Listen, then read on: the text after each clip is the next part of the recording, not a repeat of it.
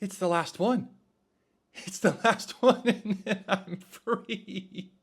You have been my prison cell for far too long.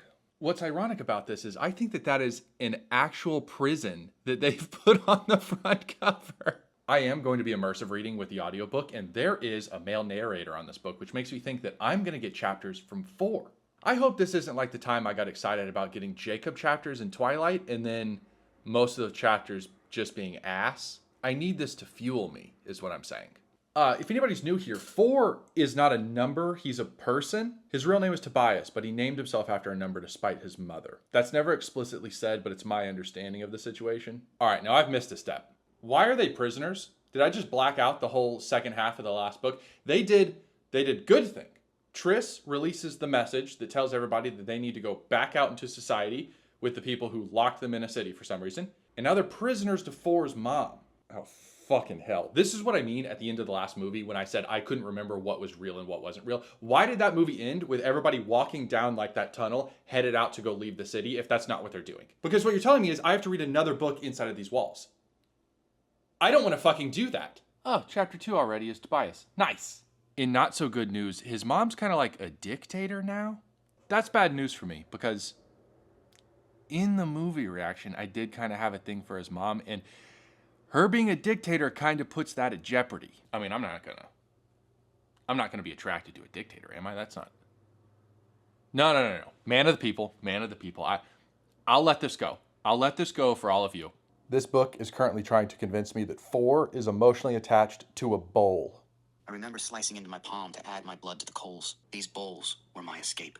A sledgehammer held above his head. He brings it down on one of the overturned bowls, forcing a dent into the metal. He can't destroy it. Not that bowl. Not the choosing ceremony. Not the symbol of my triumph. Those things should not be destroyed. Hey, what are we doing here? Is this what we're grasping at? We got nothing else going on in this world. You just found out that a whole world exists outside of the gates that you have lived in your entire life. A prison cell. You exist in a prison cell. And the thing that's at the top of your list is, I gotta save these bowls. No, like this is what kills me about this world. Every fucking thing that everybody does is just illogical to the nth degree. Not to mention that the faction that that bowl represents is actually a group of people who have tried to kill you. I mean, what? I've lost count. 7, 8, 9, 10 times. I don't have any major updates, but they're about to try Triss's brother Caleb for stabbing every single person he's ever met in the back. And I just want to say that I hope it's the death penalty. I don't like him very much. Tobias is going to break Caleb out of prison. That's so dumb, dude. Everybody that I want to live dies, just like Al, and everybody that don't want to die lives. It's not wholly true because Janine is dead and Eric is dead. But her parents are dead. They should have lived. And her brother gets to live even though he's a traitor. This is so dumb, dude. Actions have consequences, okay? He stabbed a bunch of people in the back. He went to trial. He got his sentence. This is the end. He should have to deal with it. The tattoo artist is dead. The most overplayed character I think I've ever read in a book. Why did she have such an importance on this story? I get that she's the person who gave Triss her original test. That doesn't mean she was needed for the next 2.5 books. She was a tattoo artist who was doing lab work on humans and was then voted to run the government. What? I'm going to say something to you, and I had better be wrong. Is nobody dead? This is the most cuckoo for Cocoa Puffs theory that I could possibly have. Did nobody ever die? If you're confused about my question, what's happening right now is they escaped the city. For some reason, they took Peter with them. We'll get to that later. But they escaped the city, and 4 ran into an old Divergent mentor of his who was supposed to be dead and is still alive. And then those people have a photo of Triss's mom with a bunch of people that Triss has never seen. And it turns out that this group of people are the ones on the outside who had put them in there initially. And they've been watching everything that everyone has been doing, which makes me think that this whole thing is a simulation. And that would be right on fucking par with this story, wouldn't it? Consistently, throughout 3 books, the only thing that this story has used to progress anything has been the death of somebody or a simulation. So if nobody's dying, that only leaves one option. I promise you, if that's the thing that's happening, I will set these in a pile at the end of this series and you will watch me light them on fire on camera.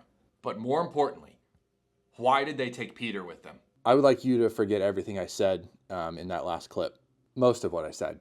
I don't think that theory is correct at all. Which is good, I guess. I just don't know what the fuck is happening. This government agency has basically come out and said, we have been running all of these experiments because humanity is broken and we were running genetic experiments on thousands of people at a time, and you're one of the many cities that we were testing it on. I got lots of fucking issues with that because where's the rest of the world? Cool, the US is running this experiment.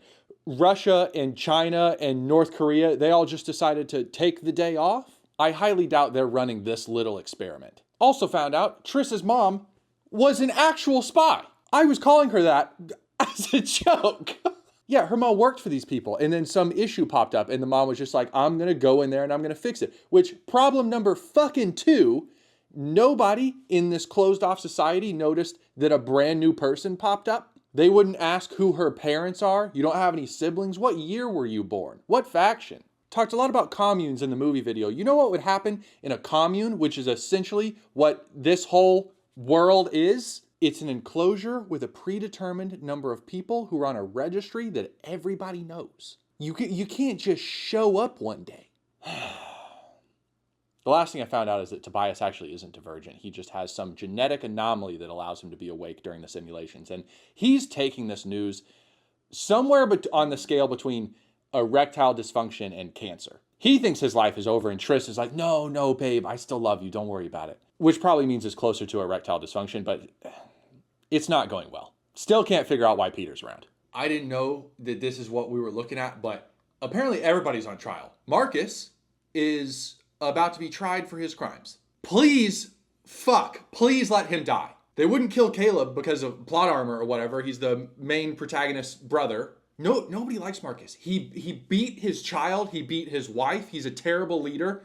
Kill him. If Marcus can't die, who can? Other than the tattoo artist. That one hardly fucking counts in the scheme of things. They banished him. Is it better than what happened with Caleb? Yeah.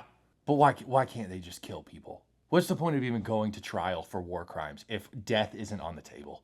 I think that we've just about entered the part of the story that I'm not going to see on camera because they cut out the second half of this book, right? And I am admittedly a little bit beyond half of the book. The reason I bring this up to you is because I realize that I haven't once spoken to you about the plot of this book.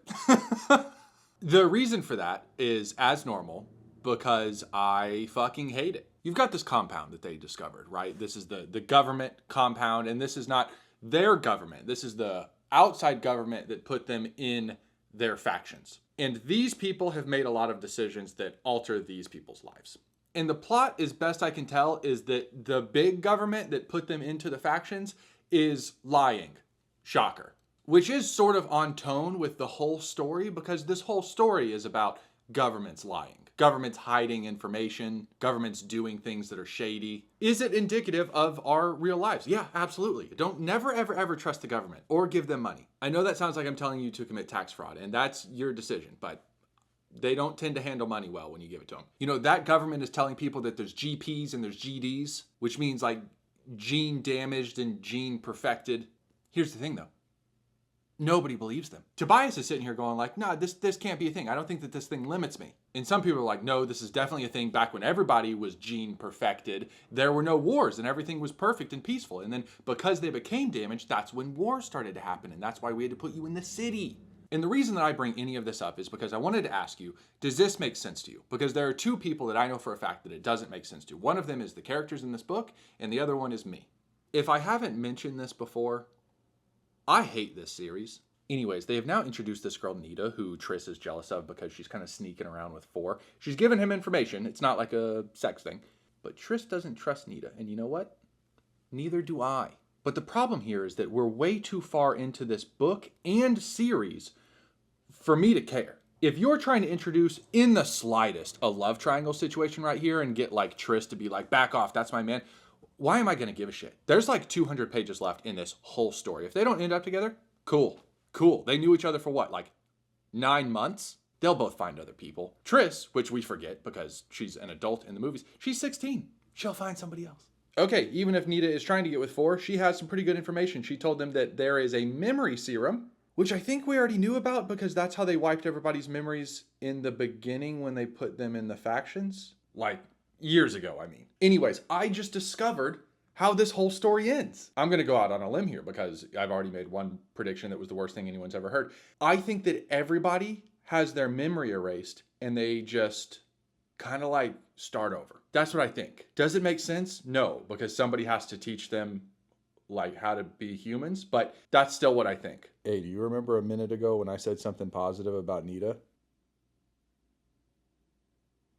She's not trying to steal the memory serum. She's trying to steal something called death serum. Not a scientist, but I think it is titled appropriately. Not exactly sure who she's trying to kill, but I hope it includes Caleb and Marcus. Okay, so there's like a conspiracy going on right now, and there's so many people in this book that I never cared about, so I didn't tell you about them, and now I have to explain something to you involving a bunch of people who you don't know exist. So just like grab a drink or something, sit down for a second. There's this fucker, David, okay?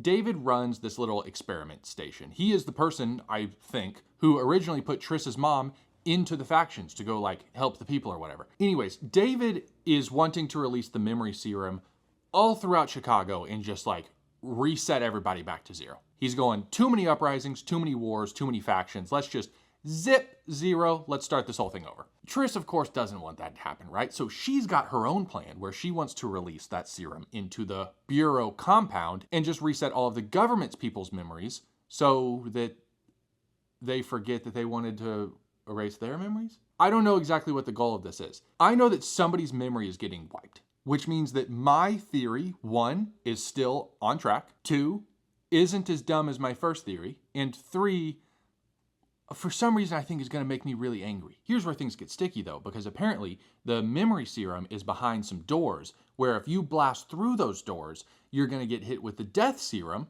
Too many serums already, I don't like this, which means that if they want to do their plan, somebody has to die. This would be a perfect moment for Peter to volunteer, or Caleb, but I don't think that Caleb is that person. I think that Peter, like if he wants to redeem himself, which there's nothing that has happened that has made me believe he's going to do that, but if he wanted to have a redemption arc, he would volunteer to blast through these doors and die so that they could do this. It's happening. I think that it's happening. They're Triss and Caleb, for some reason, I don't know why they're going together, because Caleb isn't trustworthy in the slightest. They're going to go release the memory serum, and Caleb volunteers to enter the death room. Does it make sense with his character? Not particularly. And can you fucking believe it? They tried to get me to care about him. I'm serious. Triss asked him, why would you enter the death room? And he says, it's the only thing I can think of that would get you to forgive me for the things that I've done. Oh, it's so heartfelt. I don't care. He deserves this. It's a win in my book. And also, Tobias, Peter, and Christina are headed to the city, like Chicago proper, to go save some people's lives. I don't really care about what's happening there. Isn't it so fun to know that we're not going to see any of this on camera? Enjoy it. I'm sorry if I'm not painting a good enough picture for you, because you're never going to see the film version of this. I've just created a new color scheme for this book. Would you like to see it? I call it Death. Do you know why it's titled Death? Caleb is just about to enter the room where the death serum is going to hit him, and he's going to get his just desserts. And Triss holds him at gunpoint and goes in instead. She can't die, right? Like, I think that they gave her plot armor when she was headed in there because apparently because of her divergentness or whatever, the death serum doesn't have like a 100% mortality rate against her, whereas it was definitely going to kill Caleb. That had better be the outcome. That had better be the outcome. I'm not turning off these lights until I know what happens.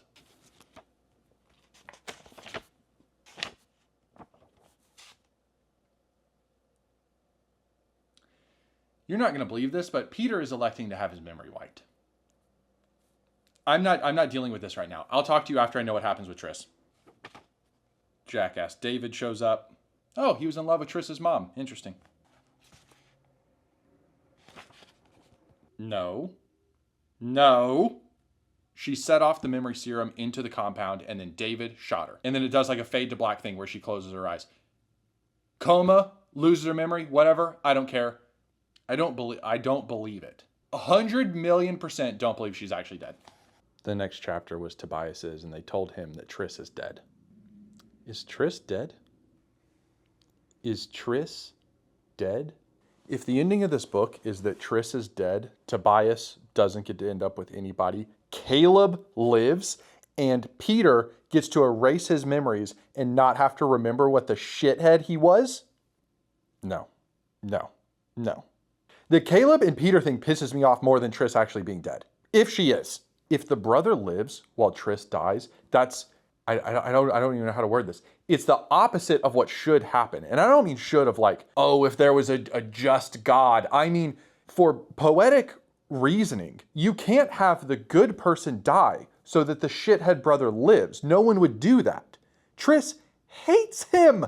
How does he live the rest of his life? He was doing this out of guilt for everything that he did, which good, he should live with that. But if he was going to go kill himself, he was going to do it to get forgiveness from his sister. Now his sister's dead, and it is again his fault. Then there's Peter, who could have swapped places with Caleb during this. Like, from Veronica Roth's standpoint, she could have written that Peter and Triss go together to release the serum. And Peter could have been the one who does all of this, sacrifices himself, gets his redemption arc. Instead, once again, not only does he get to live, he wipes his memory like he's fucking Professor Lockhart and gets to walk around like a dumb shit, not remembering anything he's done since birth. That's how Veronica Roth thought to end this fucking story? Meanwhile, you don't even know about this. Triss and Tobias have been fighting for the past 50 fucking pages. They don't really even like each other right now, and they never fully get to make up because one of them's dead. If I cared about these fucking people, this would be worse than the Twilight Breaking Dawn Part 2 ending. There's still like 3 chapters left. She'd better be in a coma. She had better be in a coma, even if it's a permanent coma.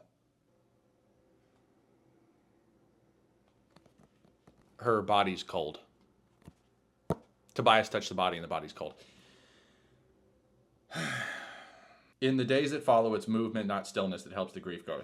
So it's been days and days. She's dead. She's actually dead. She's actually fucking dead. I swear to God. I swear to God. Epilogue 2.5 years later. What? What? What? What? What? What? Ah. Oh man. Oh man. Do you know how they ended the book? I'll give you a guess how they ended the book. They went ziplining. Why not? What do I do? What do I do? It had a beginning, a middle, and an end, and the sentences ended in periods. 1.5 stars. Hey, quick little question for you. How does using the memory serum on the building full of the government people, how does that fix any of this? That's not the only government building in existence, you fucking dumbasses. I can't light the books on fire because I know that I joked about it earlier, but that's the worst look ever. And if I ever did something really bad, they're going to show that footage on CNN and be like, that's your guy. I want them out of this house, though. You start this book, you introduce a bunch of characters that we've never seen before and don't give a shit about. You try and make me care about them. You try and do redemption arcs in all of the wrong way. You kill the main protagonist. Caleb doesn't die. Marcus doesn't die. You know, if there is a silver lining on this, it's that 4 made up with his mom. That's also a part of the ending, you know. Good for them. I suppose Triss also has the opportunity to make up with her mom. Do you know why? Because they're both dead, which implies the existence of an afterlife in the Divergent world, and I don't think any of them deserve that, unless that place is hell. Yeah, 1.5 stars. I'll see you in the movie that I'm so thankful didn't get an ending.